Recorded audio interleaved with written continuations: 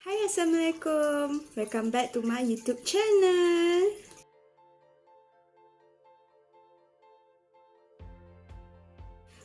Okey, hari tu Fatih dah ada buat satu buku review mengenai Kapal Terakhir di Dunia episod 1 oleh Kemal Abdullah. Sekarang untuk episod kali ni Fatih nak buat buku Kapal Terakhir di Dunia episod kedua by Kemal Abdullah.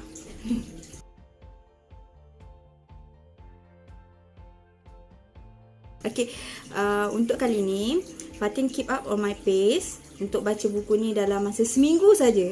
Dah habis dah. Tapi nak buat review bukunya lambat sikit lah. Tapi dah habis baca buku ni. Setiap baca buku ni tengok, mesti ada tulis sikit-sikit. Sebab dah memang niat nak buat review buku ni. Okey, dalam buku ni terdapat 16 chapter. Dan lebih, dia kurang sikit lah daripada sebelum ni kan. Chapter dia banyak. Chapter sebelum ni ada 24 chapter, sekarang ni ada 16 sahaja. Tetapi genre dalam buku ni dia berubah sikit lah. Kebanyakannya genre lebih kepada genre persahabatan, genre percintaan pun ada dalam ni tau. Tapi genre horror dan thriller dia pun makin banyak. Dia punya violence, itu adalah salah satu buku yang Fatin cari lah. Sama macam buku pertama, intipati dan nasihatnya banyak dalam buku ni, tapi tak sebanyak di dalam episod 1 yang Fatin perasan lah. Saya rasa mungkin sebab penulis nak lebih tumpukan penceritaan untuk watak utama iaitu Arya, dan juga watak yang kedua terbesar lah dalam buku ni iaitu Vanessa. Dan watak sampingan seperti Jaro dan Doha pun muncul sedikit saja, dan dia punya watak pun sekejap saja. Fatin perasan untuk episod kedua ni, dia punya cerita dia agak laju dan banyak setting yang berbeza lah. Macam di luar Boko, di atas kapal, bukan di Boko tapi di atas kapal, docking, dan juga di pantai, dan juga di aras atas.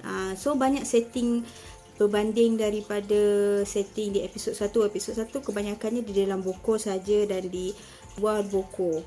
Luar Boko maksudnya tak jauh daripada Boko lah, di Pelata, di bahagian Boko saja. Sekarang ni setting dia banyak, dan juga setting masa dia pun banyak.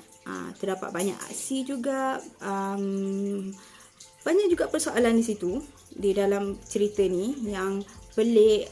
Ada yang kenapa dia perlu begini, macam tu. Intipati yang Fatin suka dalam buku ni adalah satu, persahabatan. Fatin suka cara macam mana penulis itu menceritakan bagaimana terjalannya satu persahabatan dengan, bukan nak kata ringkas, tetapi jika persahabatan itu adalah dihidupkan secara murni, tanpa ada rasa udang di sebalik batu. Orang kata udang di sebalik batu lah. Tanpa ada sebarang, orang kata apa tanpa ada kegunaan. Persahabatan senang dijalin. So dalam cerita ni adalah antara persahabatan antara Arya dan Jaro. Mereka senang je nak menjadi rapat, walaupun umur mereka berbeza dan mereka tidak pernah melihat muka ke satu sama lain. Mereka tidak pernah melihat, dan mereka hanya mendengar suara saja di antara intercom, tetapi mereka menjadi begitu rapat bila mereka bercerita dan berkongsi tentang pengalaman, ilmu mereka. Dalam cerita ni menunjukkan masih ada lagi persahabatan yang murni, persahabatan yang tanpa ada kegunaan di sebalik relationship antara seseorang tu lah. Relationship bukan saja antara percintaan, okey, dia ada persahabatan, relationship antara ibu bapa kan. Jadi untuk kali ni persahabatan dia saya suka, sebab saya suka juga satu jalan cerita yang mengenai persahabatan, mengenai macam mana seseorang itu dapat meluahkan rasa kegembiraan, keresahan kepada seseorang tanpa perlu dijudge. Itulah kegunaan persahabatan. Jika persahabatan itu adalah sesuatu yang murni daripada start, okey, jadi dia punya ikatan tu lain jadi. Ikatan dia amat rapat, ikatan dia amat selesa dan ikatan dia amat riang antara satu sama lain tau. Jadi macam senang, sungguh lega, sungguh tenang orang kata. Okey, intipati kedua adalah penjelasan unsur pendidikan. Okey, dalam buku kedua ni amat menarik sebab apa tahu? Dalam buku kedua ni banyak penulis menggunakan ideologi sains dan teknologi untuk menceritakan bagaimana bokok itu berfungsi, untuk menceritakan apa itu air pasang surut dan apa itu graviti. Itu nak kata membaca buku boleh menambah ilmu kita, dan ini adalah salah satu pendekatan yang baik untuk seorang penulis apabila mereka berkongsi tentang sesuatu fakta, sesuatu sains dan pendidikan yang amat berguna lah untuk pengetahuan kita dalam maksudnya alam sekitar, itu pasal air pasang surut tu semua tu kan. Jadi fakta-fakta dalam ni adalah dia menggunakan fakta yang betul.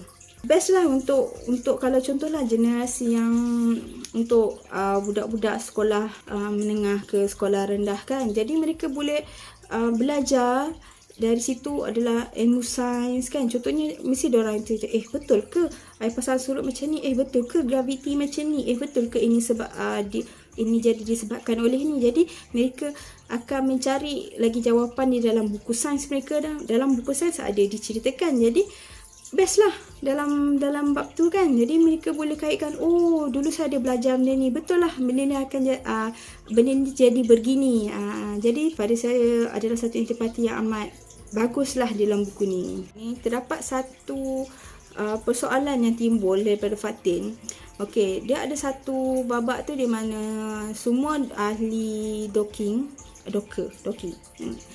wakil daripada sektor kuning, hijau dan biru, mereka berpaling untuk melihat bokor daripada kapal. Tapi dalam dia punya setting tu dia kata kapal bokor tu di tengah-tengah laut. Jadi saya terfikir Myugo tu adalah salah satu makhluk daripada manusia yang menjadi ganas. Jadi Myugo tu boleh berenang ke sebabkan kapal bokor tu betul-betul di tengah laut. Jadi Fatih terfikir dia boleh berenang ke macam ikan paus, dia boleh berenang ke macam ikan jerung sebab dia betul-betul tengah laut kan. Laut kan dalam dia punya lantai aras tu. Jadi Fatih terfikir, Myugo ni boleh berenang ke, berubah sifat dia sampai boleh berenang dah jauh, boleh menyelam jauh kan, boleh menyerang dengan kuat dekat bokor tu. Jadi itulah salah satu yang timbul di mana Myugo tu betul-betul kuat kan. Itulah perkongsian Fatin daripada buku Kapal Terakhir di Dunia episod kedua. Tengok jerung. Nak tahu apa nama jerung ni, baca buku ni. Jerung ni ada nama tau. Ada 2 nama dia. Okey. Jadi itulah Fatin punya kupasan, Fatin punya review pada buku ni.